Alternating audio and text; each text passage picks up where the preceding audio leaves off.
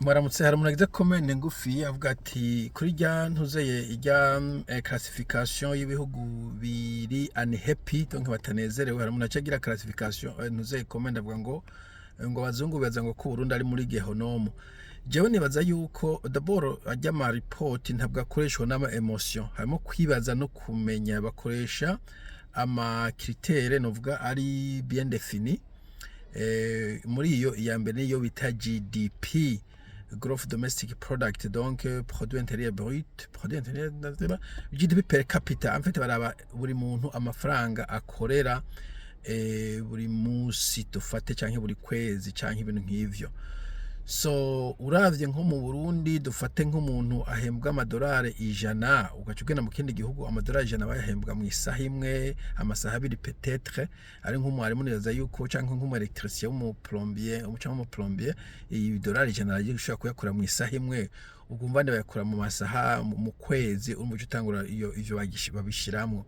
Haracavuga ngo no ngo hariya naho ngo ibintu biba bizimvye. Iyo ni imvugo ya Neva. Abazungu n'abaeconomists babizi bakoresha ico bita PPP, purchasing power parity, no kuvuga ati none iryo jana araheza karigura iki.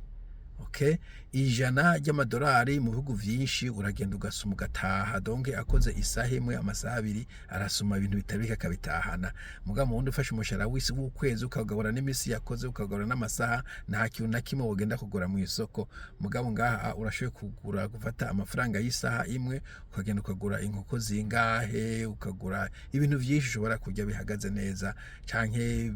ndashobora no kugura ipantaro d'ailleurs nika kingura ipantaro nzijana, ikirato, urashaka kugura ibintu vyinshi mu mafaranga y'isaha imwe. Donc nabwo ari kuvuga ngo none ngo hiyo ngo ibintu birazimvye. Iyo ico kintu baragikoresha, iyo critère barayikoresha, nabwo ari idiot.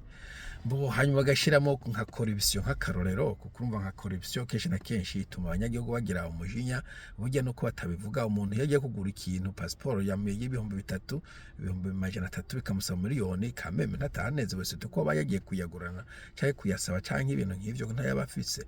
Barakombina ibintu vyinshi, izo za injustice bakazishiramwo. Rero uravye nk'ubu kavuga uti bon mu Burundi umuntu ashobora gukora umunsi wose agakora inkoko imwe, bavuga ati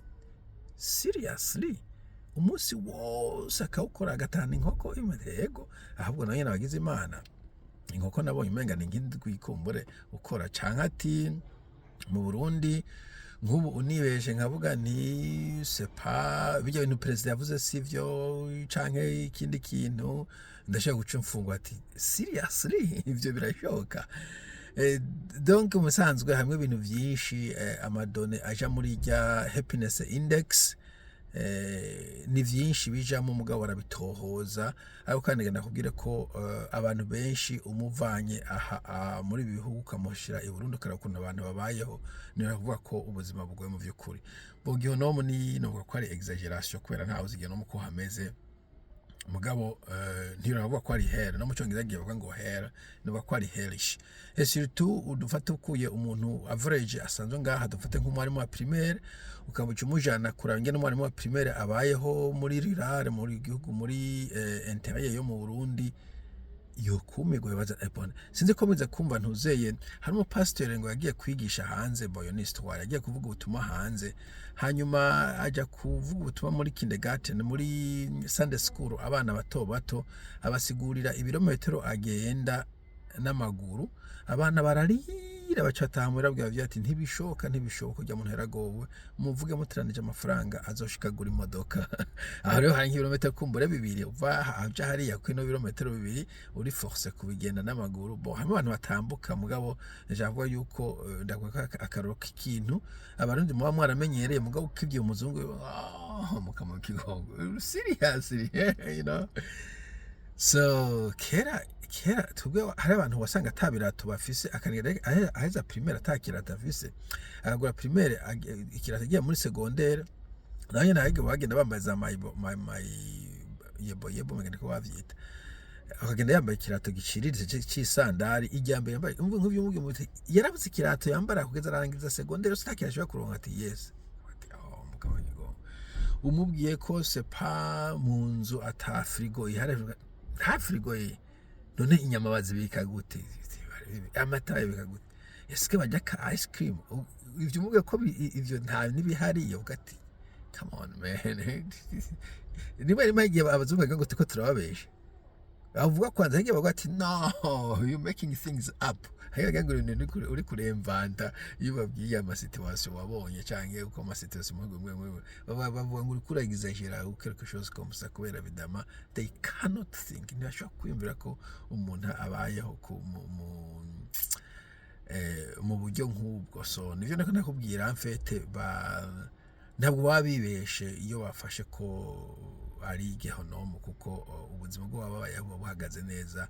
paraporo y'ubuzima bw'umunyagihugu ugasanzwe encore une fois hari abantu baca sinzi umujya mu engineer avuze ngo baneva en fait iyo ukoraga ama statistique ukuramo bajya 10% bafise bajya bavamo ko bajya bibeho nk'abazungu basuye faranga byinshi uraba umunyagihugu ugasanzwe et surtout badufate nka 80% bo hasi kuko abazungu bafite ikintu bita middle class abari nk'abanyagihugu bashika 80% hakaca ba 10 ba mbere bakize hakaca na 10 ba mbere bakenye donc la majorité bari hagati na hagati no kuvuga middle class generally abafise inzu wiwe y'ivyumba bihagije ku bana biwe afise imodoka atwara bien sûr la famille ibintu nk'ivyo ubuzima nyene kujya ubona nko kuri TV mu movie afise ifrigo okay tureke middle class umukene wa nyuma atako afise ifrigo imashini imesa ivyo bintu bibiri ugomba kuba ufite abisogera no muri guverinoma bakafuma babiguha ni imashini iteka nta muntu ateka ku makara donc abo byo bintu bitatu imashini yo guteka imashini yo kumesa na frigo ivyo bafata ko ari basic need ni nka human rights ubibuze na guverinoma kugurana ukaduzura 10 muyo baguhemvye by the way muyo baguhaye abantu babakene gose leta irabahemba donc muyo baguhemvye kazora kura kamadolari 10 dufate nka karorero kumva ko ndakwereke neza dufate ko impunzi ivuye mu kambi iyi Tanzania canke zareka canke Rwanda bagashika uno munsi izo kandi zoko zirahari ari umuntu w'umunyagihugu w'umurimyi atigeze yiga no wa mbere barahari benshi cyane sitabaziyarirwa bazego nabo muri East Congo baranizwe pe atigeze soma no wa mbere azi gusoma n'ikirundi ururimi rwatazi no kugwandika ikintu cyambere akikisha bamuha ibihumbi 5 bavuga ngo ni nayo gushinga imizi ndabura mukoteshereza inzu okay inzu irimo amatara n'amazi you cannot nshaka kuba mu nzu itama amatara n'amazi iyo nzu ntibaho okay inzu irimo amatara n'amazi akayikodeshereza hanyuma kandi ku ivyumba bikwiye ntibigya bemera ko abana nka batatu bakaraminga mu cyumba kimwe hanyuma gacagwa ibihumbi 5 uvuga ati bon ugende ugure frigo ugure imashini yo kumesa impuzu